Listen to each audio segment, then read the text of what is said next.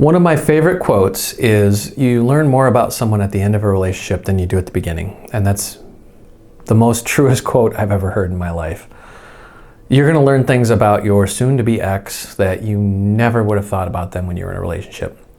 You will see their true colors. You will see just how dark, nasty, and ugly they can get. Or the opposite, you may learn just how compassionate and caring they really are. Either way, you are probably going to hear some terms, for example, narcissist or narcissism. This day and age, that term, especially narcissist, has been thrown around quite a bit, and it's used as a personal attack a lot. Typically what happens is somebody gets emotionally charged up, they go out on YouTube and TikTok and they type in like, my husband is a jerk, or my wife is a jerk, or whatever. And of course videos on narcissists are going to pop up. And a lot of these videos like to classify people and say, oh, do they fall into this neat little category, they're a narcissist? Well, unfortunately that's not the case. So narcissism takes a clinical diagnosis by a trained professional, and it is a personality disorder. Just because someone doesn't agree with you doesn't make them a narcissist. Just because somebody upset you or broke your heart doesn't make them a narcissist. Just because they demonstrate one or two characteristics in that moment doesn't make them a narcissist. So for example, if somebody is very proud of the way they look, they think they're beautiful or handsome, does not make them a narcissist. There's other things that come into play. So let's look at the actual, you guessed it, definition here. So the definition of a narcissist is, personality qualities include thinking very highly of oneself, needing admiration, believing others are inferior, and lacking empathy for others. That's a very shortened, watered down definition, but to summarize, most narcissists cannot self-reflect, and they lack empathy in any way, shape, or form. That is a true narcissist. And what I mean by that, have you ever gotten into an argument with your spouse? I'm assuming if you're watching these videos, you have. And later you feel bad. You're like, I shouldn't have said that. Maybe I should have been a little nicer. I shouldn't have raised my voice. And you feel like apologizing. That's called self-reflection. That makes you a human being. And we all do that. Now, the problem here, of course, is you will run into times where you're glad you raised your voice. You're glad you said what you said. You spoke the truth from your heart. That also does not make you a narcissist. It just means you're expressing your opinion. Unfortunately, the word narcissist and narcissism has been thrown around so much in social media that it's used as an attack. And so quite often you'll hear someone say, well, my ex is a narcissist. Or your soon-to-be ex is going to call you a narcissist. They'll actually say, well, you're being a narcissist, or you are a narcissist, or they'll start telling friends and family you're a narcissist. And that's because they watched some video that said, did somebody, make you sad? They're a narcissist. It's just not the case. So the irony of this is that, and I'm quoting many, many books, but one of which I think is How to Stop Being a Narcissist by Eric Parks. It simply says, narcissists will use projection, meaning they will call you a narcissist to distract from the fact that they are in fact a narcissist. So the narcissist will accuse you of being the narcissist. That's called projection, and it's one of their abuse tactics. So that is the irony here. If your significant other or soon-to-be ex is calling you a narcissist, you can just tell them that they're projecting, and that is a clinical facet of narcissism, which is the narcissist will accuse you of being the narcissist. And if you have the capacity to self-reflect, you're likely not a narcissist, because narcissists lack the ability to self-reflect and they have no ability to feel empathy. Narcissists will use many tools. Now, here's the problem with this. You don't have to be a true narcissist to use the narcissist tool set. Every one of us, including you and me, has the ability to have narcissistic tendencies or characteristics. Every one of us at one point in our lives felt superior to someone else, or just didn't give a flying crap about somebody else's feelings, even if they're crying and pouring their heart out. We've all been there. We've all done it. We're all human beings. The problem with narcissists and the tool set that they use, it is very, very effective. So one of the tools they use is called DARVO, and I'll actually read it to you. It stands for Deny, Attack, Reverse, Victim, and Offender. This can get pretty nasty. So I'm going to just throw out a hypothetical situation here. Let's say you're seeing your spouse getting text messages from someone of the opposite sex and some name that you've never heard of before. And now you're like, hey, are you sleeping with someone else? What's going on here? And the first thing they're going to do in DARVO is, of course, deny or deflect. So they're going to go, no, why would you ask that? What is wrong with you? I love you and only you. They're completely denying it.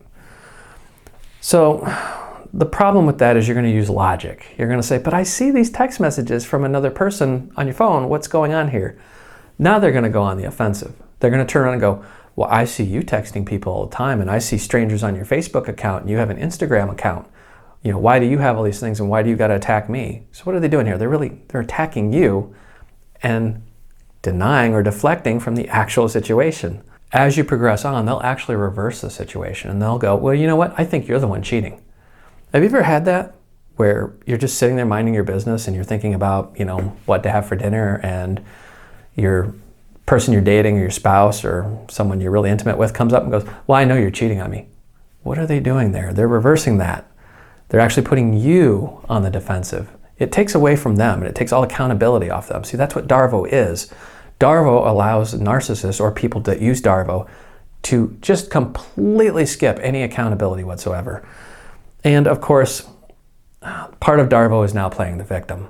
Once you've caught them in the trap, and you go, you have cheated, I've caught you red-handed, they'll now turn around and play victim, go, oh, well, I only did this because of what you did, and I'm the victim here. You made me so sad, or you made me feel insignificant, or you just don't fulfill my needs. Whatever it is, they're playing victim. The reason why they're playing victim is because the victim doesn't have to change. Let that bake in. The victim has done no wrong, and they don't have to change. So they play victim. Now, of course, they become the offender at the very end, where they just go on the all-out offensive. They're like, I know you cheated. You cheat on me constantly. I see you all the time. I saw the way you look at that person in the gas station, or the way you looked at that other person at the Olive Garden or whatever. They will just go on, and they will just completely explode on you.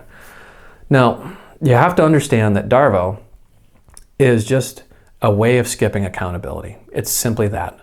It is just a big tactic, and this may be in one simple conversation. Like, I had an ex who went through an entire DARVO cycle in under 5 minutes, or it may take months or even years. I had another ex where she went through DARVO over a 6-month period. That's 6 months of this constant mind game crap. Just understand what they're doing. They're trying to skip accountability. Typically, when DARVO doesn't work, they'll do something called gaslighting. Gaslighting is a way of making you question your own reality.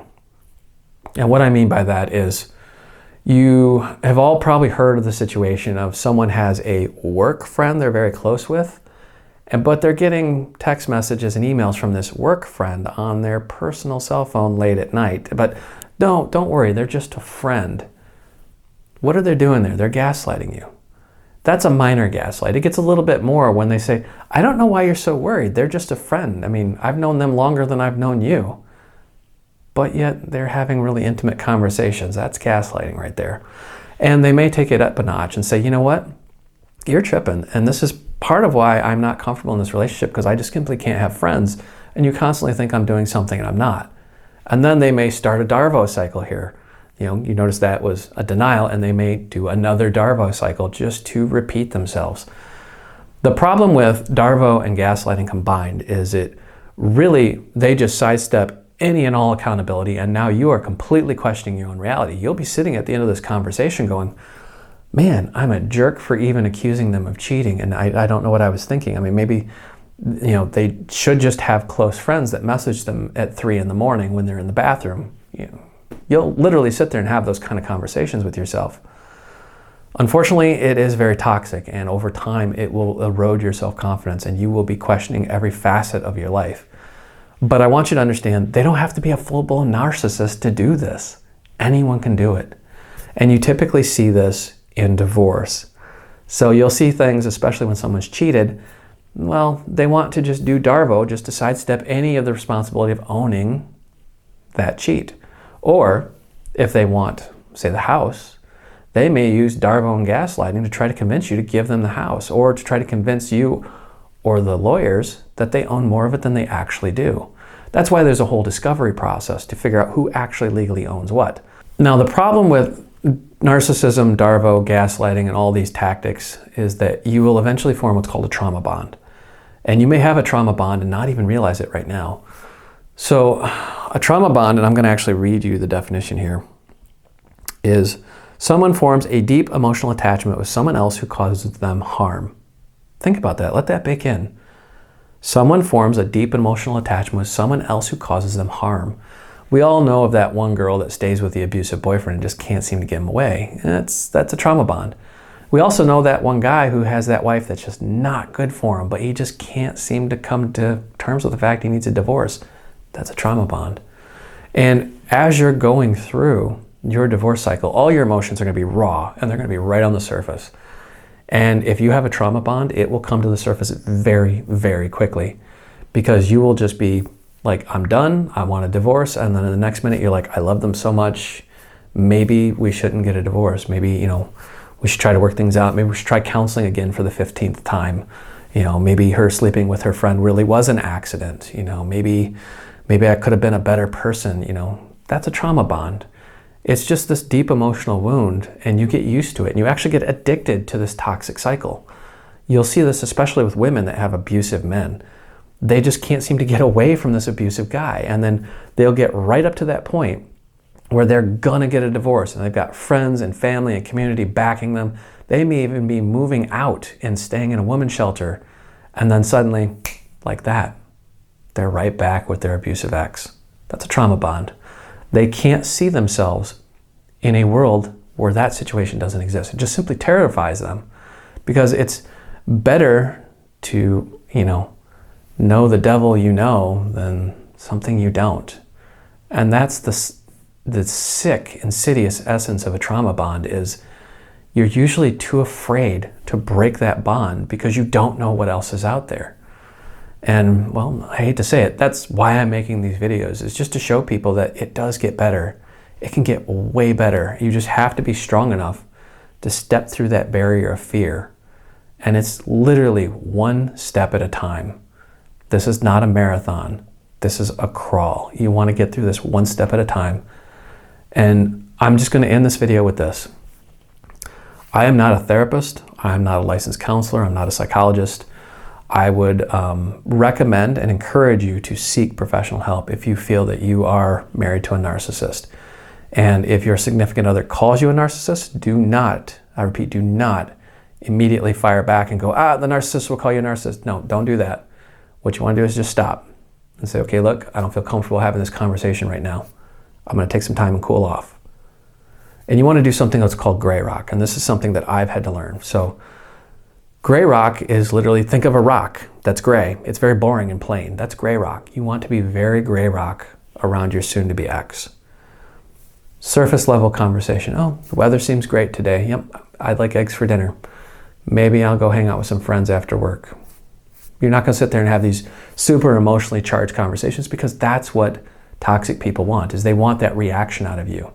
And the situation you're in right now, going through a divorce, that will cost you hundreds of thousands of dollars, if not everything you own, if you say or do the wrong thing. So be very careful out there and seek counseling, seek therapy when you need it. Stay safe out there, guys. Love you.